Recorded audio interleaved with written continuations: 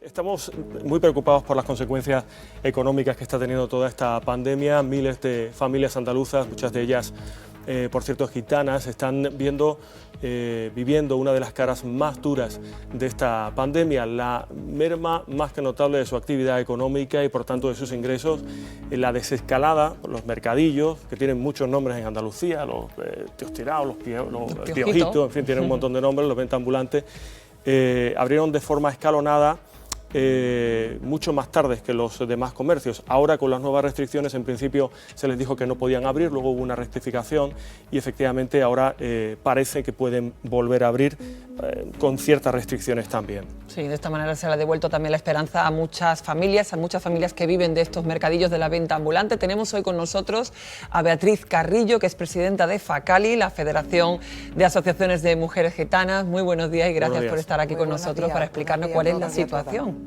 Bueno, los mercadillos se han vuelto a abrir, pero ustedes no entendían por qué un espacio al aire libre pues se cerraba a cal y canto cuando otros comercios ya tenían el acceso permitido por lo menos en un 50% de aforo. Bueno, eso ya se ha solucionado porque ha habido una rectificación, decimos, y entonces ha sido sin duda una gran noticia para vosotros, ¿no?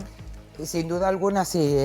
Lógicamente hemos tenido una respuesta positiva por parte de la Junta de Andalucía, pero no obstante sí me gustaría hacer unas apreciaciones, si me lo permitís. Estamos viviendo una situación inédita, casi prácticamente no hay hoja de ruta, no conocíamos este virus. El comercio ambulante, que es uno de los sectores económicos quizás más desprestigiado, también muy débil quizás por el prestigio que se le ha dotado siempre a esta actividad tan digna que ejerce un número muy importante y elevado, sobre todo aquí en nuestra tierra, en Andalucía. Aproximadamente está compuesto por 40.000, ciento y pico de puestos repartidos por toda la geografía andaluza, y son 800 y pico mercados que tenemos en Andalucía, casi todos concentrados mayoritariamente en nuestros municipios. ¿Y qué ocurre? Que ya arrastrábamos un lastre en la crisis de 2018,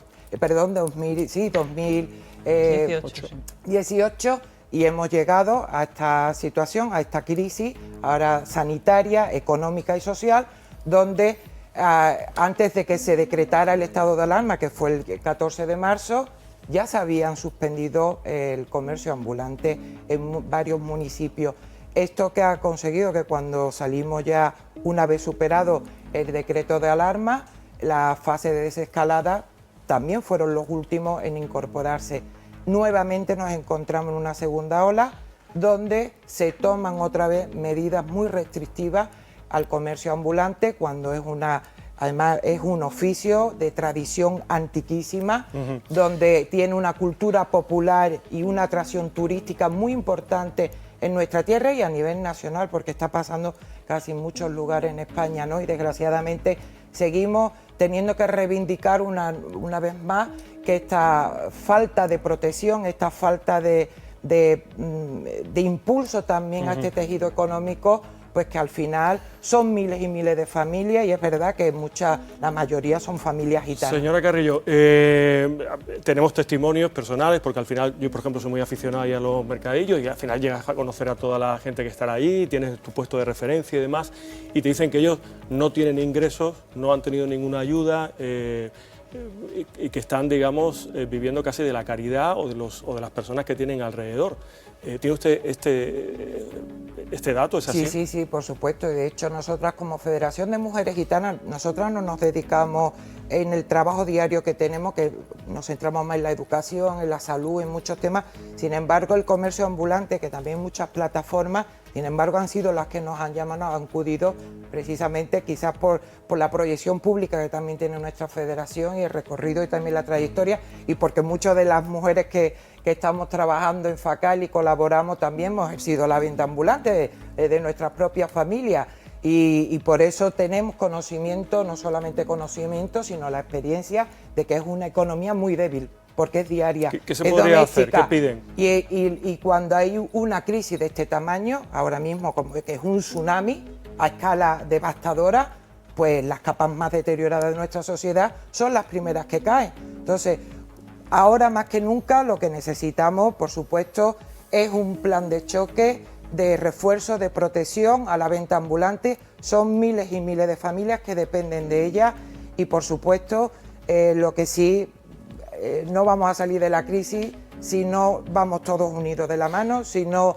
remamos todos a la misma dirección para proteger a los que más lo necesitan y, por supuesto, en este caso en Andalucía, pues la población gitana, y permitirme este palillo, son siempre los que están en el último vagón de cola, desgraciadamente, y en este caso con el comercio ambulante, que es un tejido, vuelvo a reivindicar y a reforzar la idea de que es un tejido productivo económico muy importante en nuestra sociedad. Vosotros además siempre habéis defendido que precisamente los mercadillos es un comercio al aire libre, con lo cual hay supuestamente menos riesgo que en un comercio cerrado, en un centro comercial, por ejemplo, de contagio. ¿Qué protocolos se siguen en los mercadillos para dar a nuestros espectadores además la seguridad de que es un espacio seguro de cara al COVID?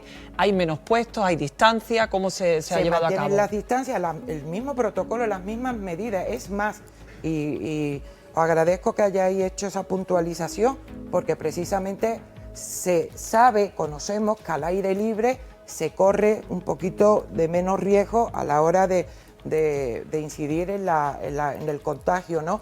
Sin embargo, después los grandes comercios, las grandes superficies, quizás se corre más peligro, ¿no? Porque es un espacio cerrado, igual que estamos aquí, en muchos lugares los espacios cerrados siempre son más peligrosos. Sin embargo, el espacio libre, en este caso, que es donde se ejerce el comercio ambulante, es donde se han tomado las medidas más restrictivas. Desconocemos el motivo, pero lógicamente no tiene razón ni justificación alguna cuando se mantienen precisamente todas las medidas de distancia, donde además incluso no ha habido, que conozcamos, ningún caso de contagio en ningún mercadillo en Andalucía, ¿no? Por lo tanto, no sabemos por qué se toman esas medidas, a veces, para nuestra opinión, lógicamente, discriminatoria con respecto a las grandes superficies y a los comercios tradicionales.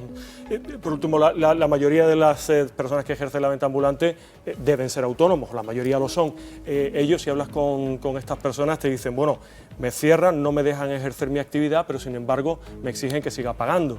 Esto desde los poderes públicos debe ser inmediato, deben de arreglarlo, porque la economía de los mercadillos muchas veces es casi de subsistencia o de semana tras semana, ¿no? Es diaria, es prácticamente una economía, como he dicho, doméstica, familiar, con un fuerte arraigo familiar. Por lo tanto, sí es cierto que algunos ayuntamientos en la primera ola sí tomaron en cuenta, bueno, pues dejar, por ejemplo, lo de las tasas, suspender las tasas municipales, como mínimo, que creo que era lo mínimo que se podía hacer para apoyar al comercio ambulante, entre otras actividades que también existían, ¿no?, en esta misma situación. Y ahora pues estamos esperando a ver cuáles van a ser también bueno, el plan de rescate, de ayuda, o cuáles son las medidas y prestaciones que se les van a propiciar a todas las familias que dependen de este sector, ¿no? Sabemos que, bueno, que las medidas que ahora mismo, el último BOJA extraordinario que se ha publicado por parte de la Junta de Andalucía, es cierto que, bueno, han dado marcha atrás, pero las competencias después sabemos que las tienen los ayuntamientos, ¿no? Son competencias municipales. Por lo tanto, ¿qué ocurre? Que ahora mismo la Junta de Andalucía puede dar la orden desde la Consejería de Salud para que se mantenga en determinadas fases, dependiendo también del contagio que tenga en cada zona, pero si un municipio pues decide cerrarlo, como está ocurriendo, pues han cerrado al 100%. Entonces, hay una disparidad de criterios, hay una disparidad quizás también de decisiones que hace que el sector del comercio ambulante, oye, pues al final son los primeros que caen, y yo creo que esto lo tenemos que solucionar de la mejor manera posible, y sobre todo manteniendo un diálogo con las personas interlocutoras que tienen plataformas y que deben de también, bueno, pues comunicarles las decisiones para tomar al menos las medidas y saber también cuáles son las propuestas que se le puede proponer al gobierno andaluz. Correcto. Pues Beatriz Carrillo, presidenta de FACALI, muchas gracias por estar aquí con nosotros. Gracias a vosotros. Y compartir este espacio.